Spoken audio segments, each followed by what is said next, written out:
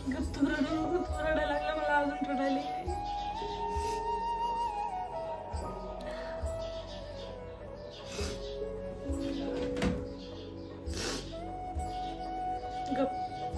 मी खूप इमोशनल होती ते सगळं आठवून, कारण की ते जे दिवस आहेत माझ्या लाईफ मधले ते रडायला येते. तर मला रडायला येते आता सांगून सगळं आठवून आठवून.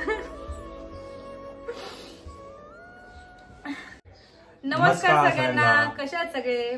पायल प्रतीक व्लॉग मध्ये तुमच्या सगळ्यांचं सहर्ष स्वागत आहे. तर खूप तुमच्या रिक्वेस्ट नंतर आम्ही घेऊन येत आहोत पार्ट 3, लव्ह स्टोरीचा पार्ट 3 आम्ही परत घेऊन आलोय तुमच्या सोबत शेअर करणारे आमची स्टोरी. आणि लास्ट व्लॉग मध्ये तुम्हाला मी सांगितलं होतं, म्हणजे पार्ट 2 मध्ये तुम्हाला सांगितलं होतं की आमच्या घरी कळालं आमची कास्ट कोणती आहे आणि आम्ही कसं कन्व्हिन्स केलं. पण कन्व्हिन्स केलं तर नाही सांगितलंय. तर घरी कळाल्यावर आम्ही म्हणजे पुढचं जे असतं जे लग्नापर्यंत की नाही की मला ह्याच्यासोबत लग्न करायचं किंवा ह्याला माझ्यासोबत लग्न करायचं, हे आम्ही सगळं असं कन्व्हिन्स कसं केलं घरच्यांसोबत. तर ते खूप जास्त डिफिकल्ट होतं माझ्यासाठी, खूप जास्त डिफिकल्ट होतं ते सगळं माझ्या घरच्यांना पटवून द्यायचं. किंवा त्याच्यानंतर काय जो हंगामा झालाय तो मी कसा त्याचा सामना केला आणि माझ्या घरच्यांसोबत माझं कसं काय जरा वाकडं झालं, म्हणजे सगळे प्रॉब्लेम झाले त्याच्यानंतर. तर ते आज मी सगळं तुमच्यासोबत शेअर करणार आहे. विषय असा होता की माझ्या घरी नाही का अशी थोडी थोडी हिंट कळाली होती की हिचं आहे असं तसं. पण मम्मीचं असं होतं की नाही का, नाही पायाला असं नाही करणार, मला विश्वास आहे तिच्यावर. तर मम्मीला माझ्यावरती खूप ट्रस्ट होता आणि मी तिचा ट्रस्ट ब्रेक केला. तर मम्मीला धक्का बसला की नाही का ही आपल्या शब्दाच्या विरुद्ध जातीये. तर मम्मी अशी फुल म्हणजे हायपर व्हायची किंवा ती माझ्यासोबत भांडणं करायची. म्हणजे भांडणं नाही म्हणता येणार त्याला, असे नोक जोक नाही का छोट्या छोट्या गोष्टीवरनं माझ्या बहिणीचं माझं असं सारखं वाजायचं. म्हणजे आमच्यासारखी अशी छोटी छोटी भांडणं व्हायची. तर मम्मी पण म्हणायची की तू माझं काय ऐकत नाही असं तसं. आणि ती सारखी मला बोलायची तर ते मला पण चांगलं वाटत नव्हतं नाही का. कुठं ना कुठं मला सारखं असं वाटायचं की अरे का नाही कळत ह्यांना माझं प्रेम असं तसं, हे मला वाटायचं. तेव्हा मी खूप जास्त प्रेमात होते ना, त्याच्यामुळं हे सगळे विचार माझ्या डोक्यात यायचे की अरे माझं प्रेम ह्यांना कसं कळत नाहीये असं तसं. मला पण खूप राग यायचा आणि मम्मी यांना पण कळत नव्हतं की मला कसं समजवायचं, कारण की मी कोणाचं ऐकतच नव्हतं त्यावेळेस. तर त्याच्यानंतर काय विषय झाला, माझी आणि माझ्या बहिणीची भांडणं झाली, बारक्या बहिणीची.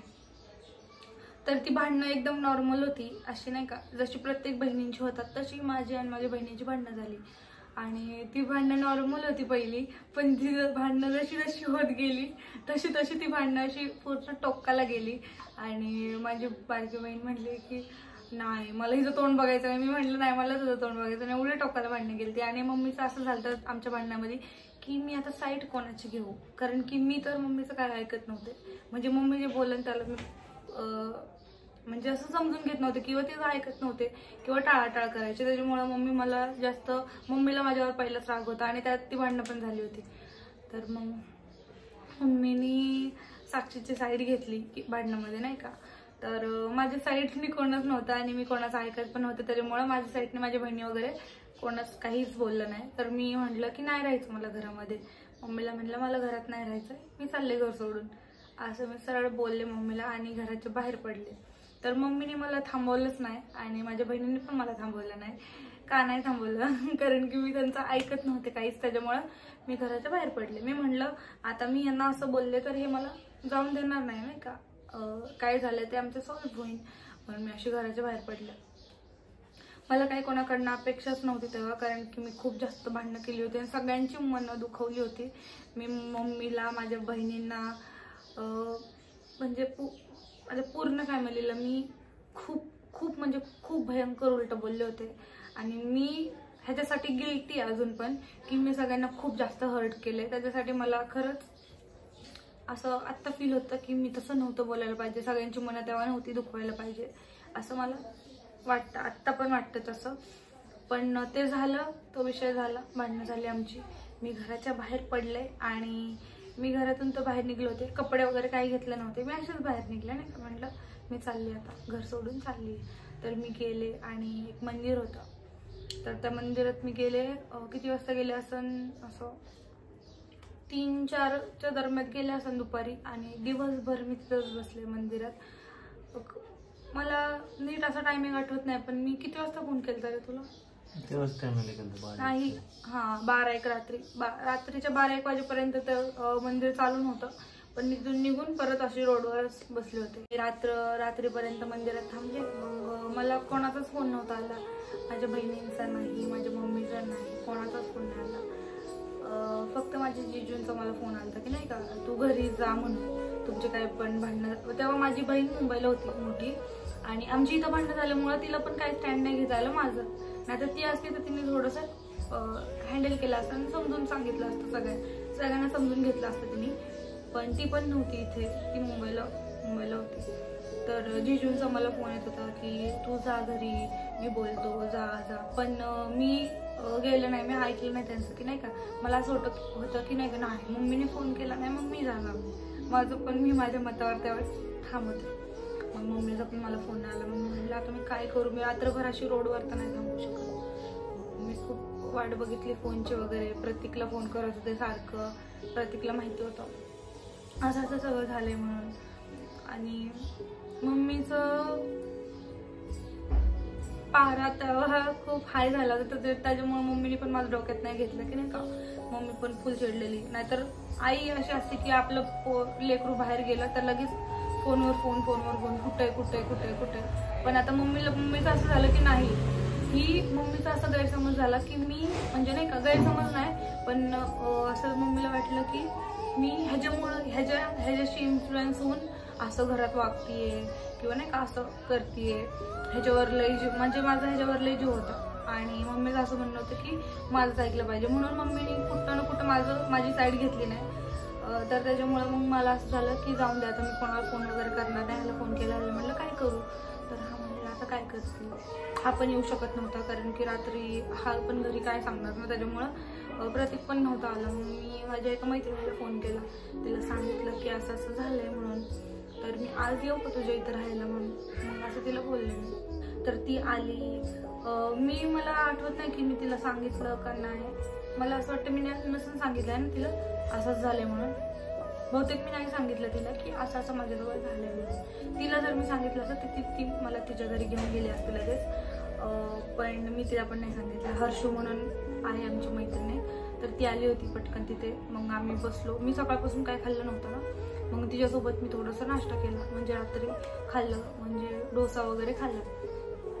तर मग तिला म्हटलं चल मी जाते घरी, कारण की तिला मी सांगितलंच नव्हतं की माझं असं झालंय म्हणून मी चालले. मी तिला सांगितलं मी जस्ट आले होते, माझं काहीतरी काम होतं, तिला असं सांगितलं होतं. मग ती पण गेली तिच्या घरी. मी म्हटलं आता मी काय करू ते थांबून. मग मी काय केलं, घरी गेले. घराच्या इथं परत आले, माझ्या घराच्या खाली थांबले.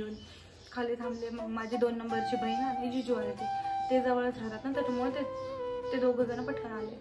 तर मग तिने पण मम्मीला लय कन्व्हिन्स केलं की नाही का हिला घरात हिला यायचंय परत असं तसं. पण मम्मीच्या तोंडातून एक शब्द पण नाही निघला, म्हणून मग मला अजून जास्त नाही का असं वाईट वाटलं. तर मग मी ठरवलं की नाही मी घरीच जाणार नाही आता, कारण की मम्मी मला ये पण नाही म्हणली आणि काहीच नाही म्हणली. असं झालं. तिथून पुढे मग बहीण तुझी निघून गेली, तिथून पुढे नंतर तू दुसऱ्या मैत्रिणीकडे गेली? नाही, निघून नाही गेली माझी बहीण. माझी बहीण मला म्हणली की नाही का चल माझ्या घरी चल असं तसं. पण मी म्हणलं की नको, माझ्या बहिणीच्या घरी गेले तर तिच्या घरी पण तिची सासू तिच्या नंदा आहेत, तर त्याच्यामुळं कसं असं चांगलं नाही वाटत की नाही का बाबा मी भांडणं करून माझ्या घरच्यांसोबत तिच्या घरी जाईन राहायला. परत त्यांच्या घरी पण नाही का असं चर्चा झाली असती किंवा त्यांनी असं मला काय बोलले नसते, पण शेवटी असं वाटतंच ना काही ना काय, म्हणून मी तिकडं पण नाही गेले. तिला म्हटलं नको तुझं पण लग्न झालं चांगलं नाही वाटत असं. तर मग मी काय केलं, माझी एक मैत्रीण अशी घराच्या 10-15 मिनिटाच्या अंतरावर राहत होती, पण तिथं असं होतं की गाडीवरच जाऊ शकत होते मी, चालत तर जाऊ शकत नव्हते. आणि बोलता 1:30-2 वाजले रात्रीचे. आणि ती मैत्रीण पण माझी झोपली होती, तिला मी कॉल करत होते आणि गाड्या पण नव्हत्या तिथून जायला. आणि रिक्षावाले वगैरे होते, पण ते कसं रिक्षा यायच्या तर भरूनच यायच्या, आणि किंवा आली तर असं नाही का ते येत नव्हते तिथं जिथं मला जायचं तिथे येत नव्हते. मग एक रिक्षा खूप थांबल्यानंतर, खूप वाट बघितल्यानंतर एक रिक्षावाला होता, म्हणजे नाही का तिकडे जाणार होता. तर पण त्यांनी पण ड्रिंक केली होती. असा विषय झाला की त्यांनी ड्रिंक केली होती. मग मी जिजूंना म्हणलेलं, जिजू मला म्हणत होतं मी सोडवतो, म्हणून मी म्हणलं नाही तुम्ही नका सोडू, माझी जाईन. तर मग रिक्षात मी बसले. त्या माणसाने ड्रिंक केलं होतं तरी पण मी त्या रिक्षात बसले, कारण की मला आता काय ऑप्शनच नव्हतं ना. मी रोडवर तर रात्रभर नाही थांबू शकत. त्याच्यामुळे मी त्या माणसासोबत गेले आणि म्हणलं नाही का, म्हणजे अशी प्रे करत करत गेले. घाबरत तर होते मी त्या रिक्षात जायला की नाही का काय होईल कसं नाही का. आता मी म्हटलं जाऊ दे, जे होईल त्याचा मी सामना करेन. तर मग मी त्या माणसाच्या रिक्षात बसले आणि तो माणूस खरंच खूप चांगला निघाला. असं नाही का ड्रिंक केली पण त्यांनी मला माझ्या मैत्रिणीच्या घराच्या बरोबर खालपर्यंत रिक्षा घेतली. आणि असं तो माणूस मला हे पण म्हणत होता की नाही का काय बाई तू कुठं चालली एवढं रात्री, असं तसं. मी म्हणलं काका मी मैत्रिणीच्या घरी चालली. त्यांना असं नाही का मी सांगितलं. तर ते म्हणले एवढ्या रात्री तू कशी जाणार इथून पुढे रोडवर सोडून. म्हटलं काका आता काय करायचं, म्हणजे नाही का काय करता तुम्ही, मला सोडवता का असं मैत्रिणीच्या घराच्या खाली वगैरे. तो म्हटला ठीक आहे बाई तू एकटी नको जाऊ घेऊन, मी तुला सोडवतो. मग त्या काकांनी मला माझ्या मैत्रिणीच्या घराच्या खाली सोडवलं बरोबर. मग ती मैत्रिणी पण उठली वगैरे, मग तिने मला घरात घेतलं. मी झोपले तिच्या घरी. तिला रात्री काहीच नाही सांगितलं, मी झोपले. आणि मग मी सकाळी मग आम्ही बोलतच बसलो, आमच्या गप्पा वगैरे नाही का चालू झाल्या. सांगितलं मग तिला असं असं झालं. मग ती म्हणली तू एक काम कर, 2 दिवस तू म्हणजे नाही का, ती म्हणली 2 दिवस तू माझ्याकडेच राहा आणि बघ तुझी मम्मीला चांगली म्हणली, मम्मी लगेच तुला घरात घेईल. पण मीच जात नव्हते घरात, कारण की मला ते फेस करूशी वाटत नव्हतं माझ्या मम्मीला. असं वाटत होतं की मी खूप मोठा गुन्हा केलाय, मला असं त्यावेळेस फील होत होतं. म्हणून मला पण इगो होता. म्हटलं की नाही का नाही मी जाणारच नाही घरी म्हणून. तर मी मग तिथं खूप वेळ थांबले घराच्या खाली, पण मी काही घरी गेले नाही का. मी म्हणलं डायरेक्ट मी आता बाहेरच बघते कुठे खायचं. तर मी गेले मग माझ्या मैत्रिणीच्या घरी. आणि मैत्रीण पण माझी खूप चांगली होती. ती जण माझं खूप पटायचं. लहानपणापासूनची मैत्रीण होती माझी, म्हणजे आहे आत्ता पण असं नाही की होती. तर मग मी तिच्या घरी राहिले 2 दिवस. मग ती म्हणली की चल आपण तुझ्या घरी जाऊ, मी सांगते तुझ्या मम्मीला समजून नाही का असं तसं. पण मी तिला म्हटलं की नाही मी घरी जाणार नाही म्हणून, कारण मला पण खूप माझा इगो प्रॉब्लेम आहे. मी असं सहजासहजी नाही का असं लगेच हे नाही करत. तर मग मी नाही म्हणलं, मी म्हटलं तिला की मी नाही राहत म्हणून. तर हे सगळं झालं. आणि त्याच्यानंतर मला असं फील व्हायचं तिच्या इथं राहून की अरे तिच्या मम्मीच्या आणि तिचीच भांडणं व्हायची माझ्यामुळं. त्याच्यामुळे मी तिला म्हटलं की नाही का, म्हटलं मी जाते आता दुसरीकडे बघते. म्हटलं काहीतरी आता मला बघावंच लागलं, आता कायम तर मी तुझ्या घरी नाही राहू शकत. मग मी तिच्या घरून निघाले. मग माझी एक मैत्रीण आहे, तर मी तिच्याकडे गेले. ती एकटीच राहायची ना, तर मी तिच्याकडे गेले होते. म्हटलं आपण राहू म्हणून.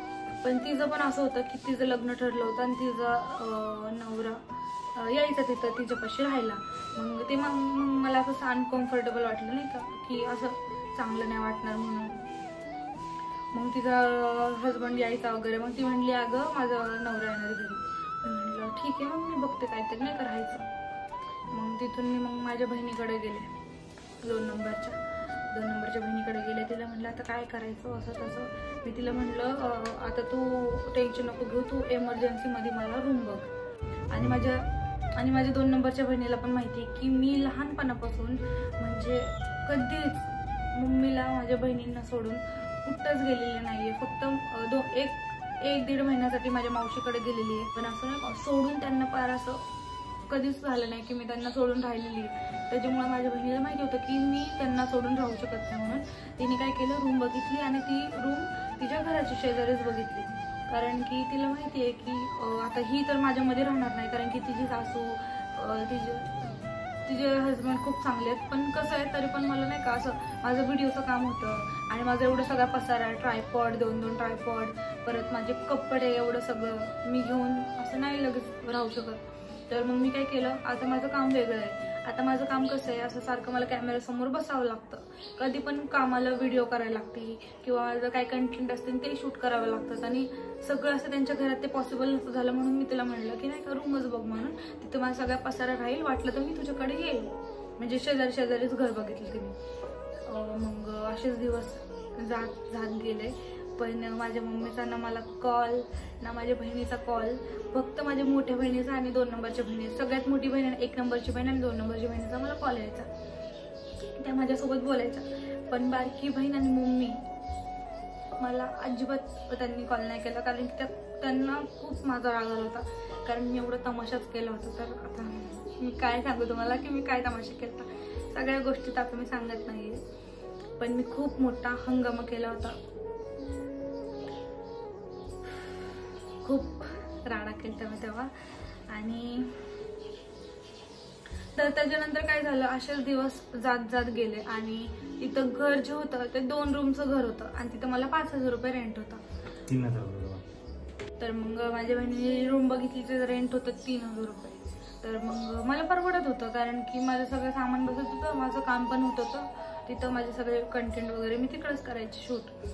तर मग माझी बहीण तर अशी खाली मी वर असंच राहायचो आम्ही. तर मी माझं व्हिडिओचं काम झालं की माझ्या बहिणीकडेच असायची, कारण की मी एकटी बसू शकत नव्हते त्या घरात. TV नव्हता, फ्रीज नव्हता, काहीच नव्हतं. 1-2 महिने तर मी असेच काढले तिथं घरात. बहिणीकडं कधी कधी जेवण करायचे, कधी कधी बाहेर करायचे, असंच चाललं होतं माझं. तर मग माझ्या बहिणीला खूप नाही का, माझी 2 नंबरच्या बहिणीने तेव्हा मला खूप खूप सपोर्ट केला. ती नसती ना तर मी तिथं राहिलंच नसते. ती नसती तर मी तिथं घरच घेतलं नसतं आणि स्टोरी काहीतरी वेगळीच असती. तर आता ती होती म्हणून तिथं मी राहू शकले, नाही तर मला असंच भटकावं लागलं असतं कुठं. तर मग माझे असेच 2-3 महिने गेले. नंतर प्रतीकला म्हणलं, प्रतीक नाही का असं बाहेर खाऊन पैसे खूप जातात ते म्हणलं. बहीण तर होतीच माझी, पण मी अशी कधी बाहेर पण खायचे नाही का, मला काय असं वेगळं खाऊशी वाटलं किंवा सारखी मी तिला वैताग देईल ना बहिणीला. त्याच्यामुळं मग मी काय केलं, हळूहळू एक सिंगल गॅसची शेगडी असते ना, ती सिंगल गॅसची शेगडी घेतली. आणि शेगडी तर घेतली, पण त्यासाठी माझ्याकडे सिलेंडर नव्हता. मग प्रतीक ह्यांच्याकडं 4-5 सिलेंडर होते. तर मग प्रतीक मला म्हणला की मी तुला सिलेंडरची टाकी देतो भरून डायरेक्ट आणून. मग मला काय ह्यानी सिलेंडरची टाकी दिली आणून, आणि माझ्याकडे गॅस होता. मग माझ्या बहिणीने मला सगळे भांडे वगैरे दिले नाही का, तिच्याकडचे सगळे नवीन भांडे घेऊन दिले. मग मी तसेच तिकडं जेवण पण बनवायचे. आता गॅस आला म्हटलं मी टेन्शन फ्री झाले एकदम. सगळं होतं माझ्याकडे तिथं रूममध्ये, मी अख्खं ती रूम चांगली ठेवली होती. मग मला तिथं काही राहायला प्रॉब्लेमच नव्हता. फक्त माझा एकच प्रॉब्लेम होता की मला त्या घरात झोप येत नव्हती आणि मी झोपतच नव्हते. मी तुम्हाला सांगते, मी त्या घरात 1 वर्ष राहिले, पण मला असं आठवत नाही की मी एकदम निवांत कधी त्या घरात झोपली. 6 महिने तर मी असेच काढले विदाऊट झोपाचे, आणि 6 महिने गेले तिथं रूममध्ये राहून. आणि मग त्याच्यानंतर काय झालं, प्रतीक यायचा मला तिथं भेटायला, असा 1 दिवस, असं महिन्यातून 2-3 म्हणजे सांगता नाही येणार, पण असं 1 दिवस भेटून जायचं मला. हा मग तो जेव्हा येईल ना तेव्हाच मी खुश असायचे. बाकीचे सगळे दिवस मी अशी टेन्शनमध्ये, असं नाही का प्रेशर वगैरे, असं माझ्या मनात असे विचारायचे वेगवेगळे, कारण की माझी झोप तर होत नव्हती. मग तेव्हाच मी खुश असायचे, असं नाही का, त्यासोबत बोलायचे. असं थांब मला रडायला येतं आता सांगून, सगळं आठवून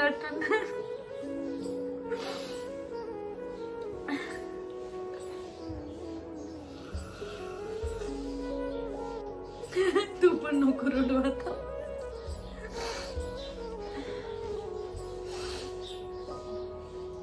मी खूप इमोशनल होती ते सगळं आठवून, कारण की ते जे दिवस आहेत माझ्या लाईफ मधले ते रडायला येते. तू हसू नको बाबा, मला अजून रडायला येईल. मी माझ्या डोळ्यातलं पाणी घालवायला असं होतंय.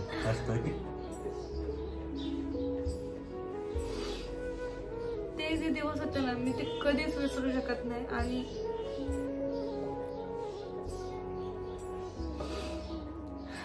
तर आता एवढं मी शांत बसलो होतो, मी बोलतो काय म्हणलं, बाई तुझी स्टोरी आहे, तू सांग. मी बसतो कॅमेऱ्यासमोर, तर आता पाय जरा लागलेली, नको रडू, जाऊन दे. येतंय ते येणार साहजिकच आहे. खूप डार्क स्पॉट त्याला एक म्हटलं तो माझ्यासाठी केलेला.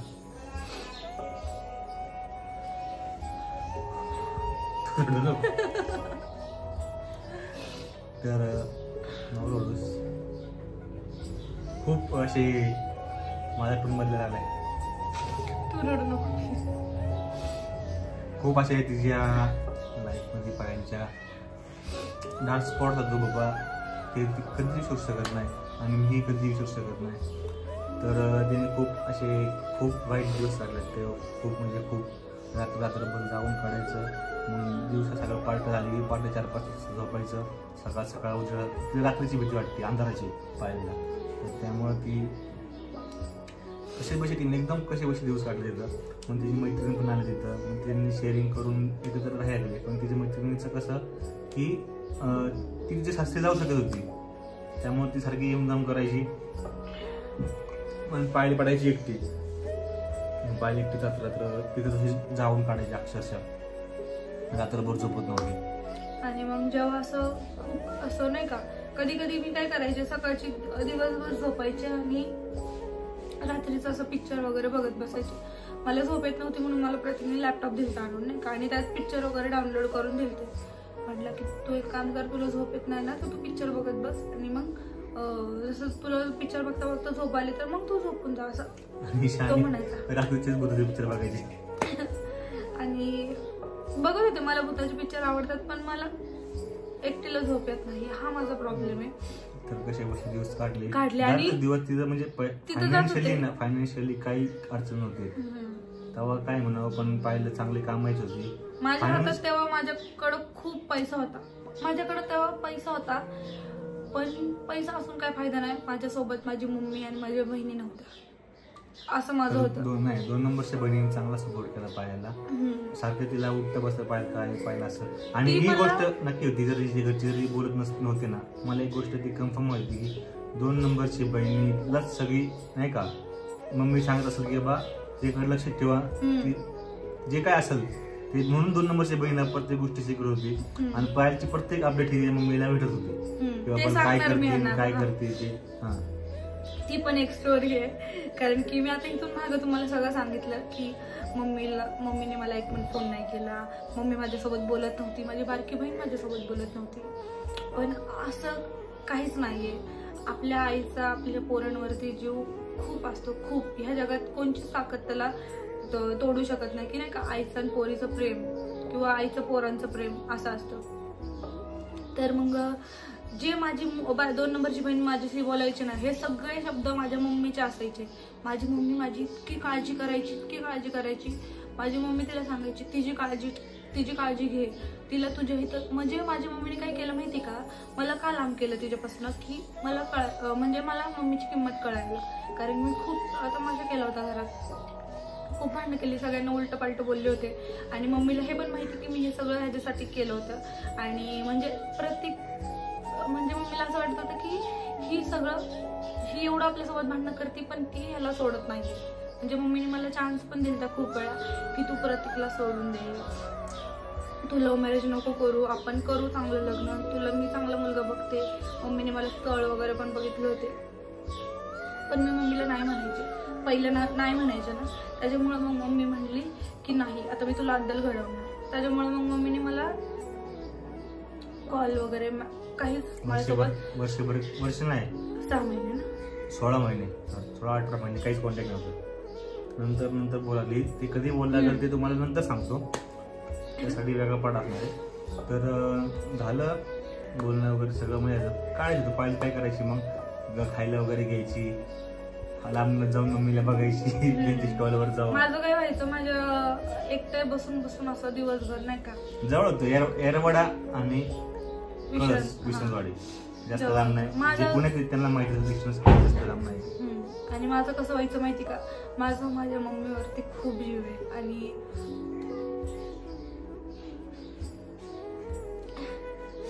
असं एकटं बसून तिथं रूम मध्ये मला असे विचारायचे माझ्या डोक्यात नाही का. पाय खूप खराब झालं, जेवत नव्हतं.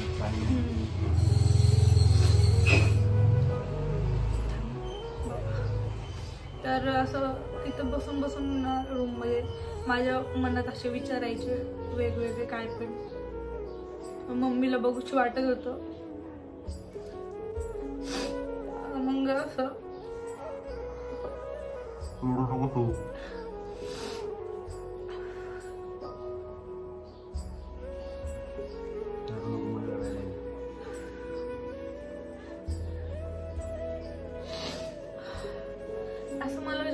बघायला बघूच वाटत होतं ना, तर मी काय करायचे, मी जायचे रिक्षात बसायचे आणि मम्मीचा जो गाळा आहे माशाचा तिथं जायचे आणि तिथून कोणाला पण आवाज द्यायचे दुकानावरनं, म्हणजे मम्मीला दिसत नव्हते, मम्मीच्या गपचूप मध्ये कोणाला तरी आवाज द्यायचे आणि मम्मीला असं खायला घेऊन द्यायचे आणि त्यांना म्हणायचे की हे मम्मीला द्या म्हणून, पण माझं नाव नका सांगू की मी दिले म्हणून.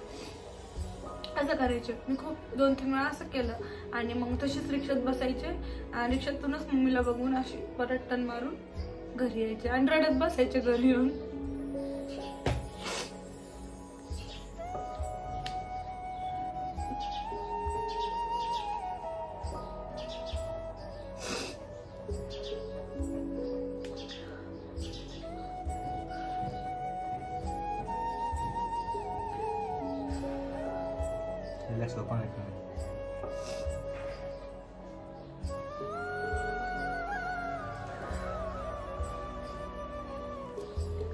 तर मग असं करता करता दिवस गेले. त्याच्यानंतर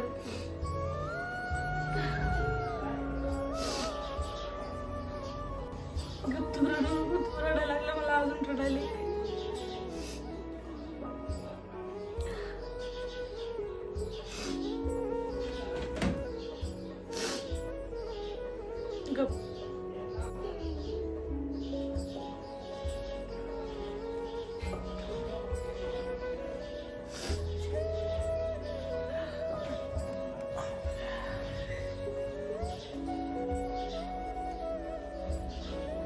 माझ्यापेक्षा जास्त प्रतीक इमोशनल होते, कारण की ते प्रतीकने सगळं बघितले त्याच्या डोळ्यासमोर की मी एक रात्र कशी काढली. त्याच्यामुळं तो जास्त फील करू शकतो मला आणि तो वेळ असा होता की तो पण काही करू शकत नव्हता आणि तो येऊ पण नव्हता शकत की माझ्यासोबत तसं राहिला आणि मी पण त्याला प्रेशर नव्हती देत नाही का की प्रतीक असंच आहे, मला झोपच येत नाही असं तसं. मी काय करायची, मी ऍडजस्ट करायची तिथं. विषय कसा होता की नाही का, या गोष्टीचे सांगते ना त्या माझ्या घरी काहीच माहीत नव्हत्या किंवा अशा गोष्टी आहेत म्हणून. सिलेंडर न्यायला इथून तो फोटो सांगून यायला होता आणि मी घरी फोटो सांगून यायचो. आणि माझं काम असं होतं ना पूर्वी, ते काम मला नाही का कुठं राहता येत नव्हतं. सकाळी उठून मला ते कामाला जाणं गरजेचं होतं, आपलं सप्लायरचं काम होतं, त्यामुळं मला ते जमत नव्हतं आणि सहपाळीने खूप इथं कठीण दिवस काढलेले. पण असं पण त्या गोष्टीमध्ये पाहिलं ना की पाहिजे मला फोर्स नाही केला कुठल्या गोष्टी, मला लव्ह मॅरेजच करायचं, आत्ताच लग्न करू, मला काय माहीत नाही लग्न करतो, मला इथं राहायचं म्हणत नाही. पाहिजे खूप सहन केलं त्या गोष्टी, माझ्या सगळ्या गोष्टी सहन केल्या त्या फक्त माझ्यामुळं. पाहिलं म्हणलं पहिला लग्न करून म्हणलं पुढं करायचं काय म्हणलं, आपल्या हातात काहीच नाही काय हे गोष्टी. तर मग पायनी नाही का मला त्यावेळेस ती कंडिशन खराब असताना सुद्धा पायलने मला तेव्हा समजून घेतलं. पायल माझ्या मागं लागली नाही एवढी का बा आत्ताच लग्न कर, मला काय माहीत नाही, चल कोर्टात लग्न कर, आळंदीत चल लग्न कर, असं तिने फोर्स नाही केलं मला कुठल्या गोष्टी. त्यामुळं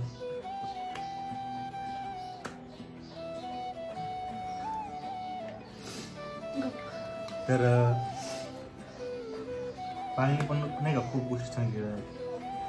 प्रत्येक गोष्ट अशी आठवून सांगता येत नाही, सांगू पण शकत नाही, माणूस शेवटी विसरतो सगळ्या गोष्टी. आणि वेळा काळानंतर ती गोष्टी नाही का म्हणजे पायलने पुढं पण आहे आता हा पाठ खूप मोठा होईल, पुढं अजून गोष्टी तुम्हाला बघायला भेटली की बाबा पाय लग्नाआधी 1 वर्ष आधी कसं राहिलं. तिथून पुढं जरा याची बाकी कंडिशन चांगली आहे, पण ही कंडिशन खूप वाईट होती. तरी तुम्हाला सगळं सांगितलं नाही पाहिले कसे दिवस काढले काय काढले. थोडक्यात जास्त मोठी व्हिडिओ नको व्हायला आणि जास्त पार्ट नको बनायला म्हणून आपण शॉर्टकट. आणि सगळ्यात मोठा मुद्दा म्हणजे काय होता माहिती का, जेव्हा मी घर सोडलं ना तेव्हा माझ्या मम्मीचं पण असं सगळं विस्कटलं तिचं. म्हणजे माझी मम्मी डिलीट म्हणजे कसं होतं त्यांचं साक्षी त्यांचा मागे असलं त्यांचा फ्रीजचा शॉप आहे तिथं, त्यामुळे घरातलं प्रत्येक गोष्ट पाहायला बघायची, प्रत्येकाने प्रत्येक गोष्ट पाहायला बघायची. त्यामुळे पाहिलं घर सोडल्यामुळे पण त्यांचं सगळं रुटीन चेंज झालं होतं. पण त्यांचे ते राहत होते घरात, असं नाही की बाबा. मग पायलचं फायनली केलं सगळं ॲडजस्ट, सगळं मॅनेज केलं, सगळ्या गोष्टी व्यवस्थित केल्या. मेन तिने असा की विषय की मला त्यांनी कुठल्या गोष्टीत फोर्स नाही केलं, प्रत्येक लग्नच कर, मला काय माहीत नाही लग्न करायचं आहे, अशा गोष्टीसाठी तिने मला फोर्स नाही केलं कुठल्या गोष्टीसाठी. त्यामुळं आता कसं होतं ते जे पाळीने केलं नाही माझ्यासाठी ते असं आहे ना, खांद्यावर बोज कसं केलं नाही का, हिने पाळीने कुठलीच पोरगी एवढं करू शकत नाही. तेव्हा पोराच्या अजून तयारी नाही आहे, मी घर सोडून आले, मी कसे राहू, काय राहू, पोरगं मला ॲक्सेप्ट करेल का नाही पुढं, आमचं लग्न होईल का नाही पुढं, ह्या गोष्टी काहीच माहीत नसताना पाळीने घर सोडून आली, ती राहिली वर्षभर, तिथं काढले दिवस. त्याच्यानंतर आधीमध्ये मम्मी असं नाही का मला बहिणींकडनं बोलायची, बहिणींकडं संदेश पोचवायची की नाही का. माझी पण एकच इच्छा असायची की नाही का पायलची मम्मीने पायलशी बोलावं, म्हणून त्यासाठी परत तिच्या मोठ्या बहिणीला आम्ही मंडईमध्ये भेटलो, मंडईमध्ये बाबा सांगितलं बाबा असं असेल, बाकी म्हणलं काही गोष्ट असून दे, फक्त पायलच्या मम्मीशी नाही पण पायलची मम्मीने पायलशी बोलावं, बस एवढीच एक गोष्ट होती. माझी एकच इच्छा होती. माझ्याकडे तेव्हा कसं होतं की मी जरी घर सोडलं असेल, मम्मीने मला चान्स पण दिलता, तुम्हाला खोटं नाही सांगत, मम्मीने मला एक नाही, मम्मीने मला ह्याच्या आधी पण भरपूर चान्स दिलते. मम्मी बोलली होती तू ह्याला सोडायचं आणि माझं ऐकायचं. मी म्हणलं नाही, मला ते चालणार नाही. की मी मम्मीला हेच म्हटलं की मम्मी बघ ना, मी 8 वर्ष एका पोरासोबत राहिले, 8 नाही तेव्हा 7 वर्ष झाली होती आम्हाला. मी म्हणले एका पोरासोबत मी 8 वर्ष राहिले, म्हणजे 8 वर्षापासून मी त्याला बोलते, मी त्याच्यासोबत ओळखते. आता मला लगेच नाही होणार की तू म्हणशील त्या पोरासोबत मी लग्न नाही करू शकत. मग हे मी मम्मीचं ऐकलं नव्हतं, तरी मी घराच्या बाहेर पडून चूक केली का बरोबर केली आता मी आता नाही सांगू शकत, पण मला त्यावेळेस असं वाटायचं की नाही का की हे का सगळं होतं असं. मी हेच विचार करायचे जे मी आत्ता हे तुम्हाला सगळं सांगते की मी म्हणजे एक मिनिटाला मी तिथे विचार करायचे की मी काय करते मला कळत नव्हतं. मी जेवत नव्हते, मी तेव्हा इतकी खराब झाले होते की मला काय सांगू. म्हणजे मला महिन्याला गोळ्या तर खावाच लागायच्या. मी कधीच दवाखान्यात न जाणारे पोरगी, तेव्हापासून माझा दवाखाना चालू झाला. खरं तर सारखे दवाखान्यात जायचे, माझं हे दुखते, मला विकनेस येतोय किंवा नाही का मी खात नव्हते. मला डॉक्टर पण हेच बोलायचे की तुम्ही खा, कारण मला तिथे एकटीला जेवणच जात नव्हतं. मी असा विचार करायचे मी एकटी तिथं काय बनवून खाणार. ज्या दिवसानंतर माझी मैत्रीण माझ्यासोबत राहायला आली ना, त्याच्यानंतर आम्ही दोघी होतो म्हणून मला जेवण जायचं, कारण की माझ्यासोबत होतं ना कोणतरी असं. आणि त्या दिवशी प्रतीक मला भेटायला, त्या दिवशी एकदम रिलॅक्स असायचे. मी असं विचार नव्हते करत की मी एकटी राहते असं तसं, कारण की हा यायचा. आणि ह्याचं पण काम असं होतं की ह्याला पण माझ्याकडं असं सारखं बसणं पॉसिबल नव्हतं, सारखं येणं भेटायला पॉसिबल नव्हतं. आहे खरं सांगते त्यावेळेसची सिच्युएशनच अशी होती की हा पण काय करू शकत नव्हता आणि मी पण काही करू शकत नव्हते, म्हणून मी ह्याच्यावरती प्रेशर नाही दिलं. पण आता मला असं वाटतंय की जर आमचं तेव्हाच लग्न झालं असतं ना ते चांगलं झालं असतं एक वेळेस. पण ते बोलतात ना की काही गोष्टींना वेळ द्यावा लागतो. जाऊन माझे 1.5 वर्ष गेले असंच बाहेर राहून, पण मी त्याच्यानंतर अजून कुठं राहिले, मी काय केलंय हे सगळं तुम्हाला सांगायचंय. पण आता ब्लॉग खूप मोठा होईल असं मला वाटतंय. तर हा एक माझ्या लाईफचा टर्निंग पॉइंट म्हणता येईल की जिथून माझं आयुष्य थोडंसं बदललं माझ्या घरच्यांच्या शिवाय. आणि मी प्रत्येकसाठी घर सोडलं होतं ते असं बरोबर सोडलं होतं, कारण की इथं बघा काय जण असतात की आपल्या प्रेमासाठी घर आपल्या आईबाप सोडतात आणि त्यांच्यासोबत असं होतं की ते त्यांना चांगले म्हणजे नाही का मुलगा चांगला नाही निघत किंवा मुलगी चांगली नसती. पण मला असं वाटतं की हा मी ज्या मुलासाठी हे सगळं सहन केलं तो मुलगा चांगला आहे, म्हणजे प्रतीक चांगला आहे, मला समजून घेतो. आणि असं वाटतं की ह्याच्यासाठी जर दुसरा कोणता पोरगा असता तर माझी तर वाट लागली असती, कारण की प्रतीक सारखा मला पोरगा कधीच भेटला नसता. जरी माझ्या आई बापांनी बघून दिला असतं तरी पैसा वगैरे तर सगळ्यांकडे असतं, पण एक म्हणतात ना की आपल्या पार्टनरला फील करायचं, काय करायचं ते सगळं जे प्रतीकने फील केलं माझ्यासाठी, जे 1.5 वर्षात मी दिवस काढले ते कोणीच काढू शकत नव्हतं. जर दुसरा कोणी असतं तर म्हणलं असतं की नाही का चल आपण लग्न करू. लग्न जरी केलं असतं तरी काय आमचं पुढं ह्याचं करिअरच नसतं तर आम्ही दोघं सोबत राहून काय केलं असतं, तर माझं पण करिअर काहीच नसतं तर सोबत काही केलं असतं ना. म्हणून आम्ही जर वेळ दिला की नाही का बाबा हा ह्याला पण करायचंय काहीतरी पुढं, मला पण करायचंय, म्हणून मी ह्याला वेळ दिला. मी म्हणलं ठीक आहे पायल, तू आता प्रतीकला वेळ दिला तर तो पण त्याच्या लाईफचे डिसिजन पुढे घेऊ शकतो नाही का नीट. आम्हाला कोणते प्रॉब्लेम नाही होणार की नाही का असं चला लग्न करायचंय, आणि लग्न काय खेळ नाहीये म्हणून आम्ही थोडासा टाइम दिला लग्नासाठी. मम्मीसोबत बोलायचा खूप प्रयत्न केला, पण नंतर असं झालं की नाही का अरे मी खूप मोठं काहीतरी केलंय का की याची शिक्षा मला भेटते, माझी मम्मी माझ्यासोबत बोलत नाही. पण असं नव्हतं गाईज, माझ्या मम्मीला पण माझ्यासोबत बोलायचं होतं, पण मम्मीला पण माझ्यावर राग होता. आणि ठीक आहे आता तो राग नाहीये, पण त्यावेळेस तो राग होता. पण नंतर सगळी सिच्युएशन बदलून गेली आणि आता सगळं हॅप्पी आहे. पण ते कशामुळे हॅप्पी झालं ते तुम्हाला सांगू आम्ही नेक्स्ट पार्ट मध्ये. आता मी खूप जास्त इमोशनल झाली आहे तर त्याच्यामुळे आता मी हा व्लॉग मला नाही वाटत मी आता पुढचं तुम्हाला सांगू शकते. तर मी व्लॉग पण खूप मोठा होईल आणि तुम्हाला सगळं शॉर्टकट मध्ये सांगितलंय. आणि ह्यात जे सांगितलंय ह्यात कोणी वाईट नाही, कोणी आमचे बघितलं असेल फ्रेंड सर्कलने किंवा फॅमिली नातेवाईकांनी, ह्यात कोणीही वाईट नाही. जशी कंडिशन सिच्युएशन होती त्यानुसार ते घडत गेलं असं झालेलं आहे. तर कुणीही हा व्लॉग बघताना वाईट मानू घेऊ नका किंवा माझ्याबद्दल असे बोलले, माझ्याबद्दल तसे बोलले. आणि मला मी माझ्या मम्मीची माफी तर पहिलीच मागितली, पण मी ब्लॉग मध्ये पण सांगेल की मम्मी तू हा व्लॉग बघणार आहे तर प्लीज तू स्वतःला काही वाईट वाटून घेऊ नको की मी एवढे वर्ष 1-1.5 वर्ष बाहेर होते. ती तुझी चूक नव्हती कारण की तू मला चांगले संस्कार दिले, पण मला प्रेम झालं म्हणजे जसं जसं मी पण मोठी होत गेले तसं आता हे आपले आई बाप आपल्याला सांगत नाही. कास्ट वेगळी होती ते म्हणायचं. जेव्हा पायल कॉलेजला आली ना, कॉलेजच्या पहिल्या महिन्यातच तिचे पप्पा एक्सपायर झाले आणि मी तिथे औषध होतो.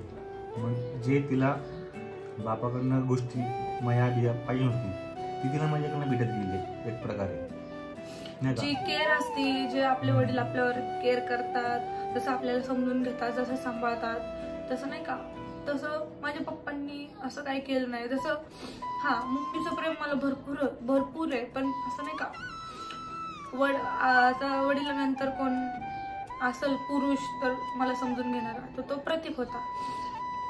तर माझे पप्पा एक्सपायर झाले ना, तर त्याच्यानंतर मी ह्याच्यावरती एवढी सिरियस झाले होते की मलाच माहित नव्हतं की मी माझ्या कुणाला असं उलट वगैरे काय बोलले, तर ते मी असं मनातून नव्हतं बोलत. तो होतं ते माझ्या ह्याच्यावरती एवढं प्रेम, तर ह्याच्यावरती माझा खूप जीव जडला होता.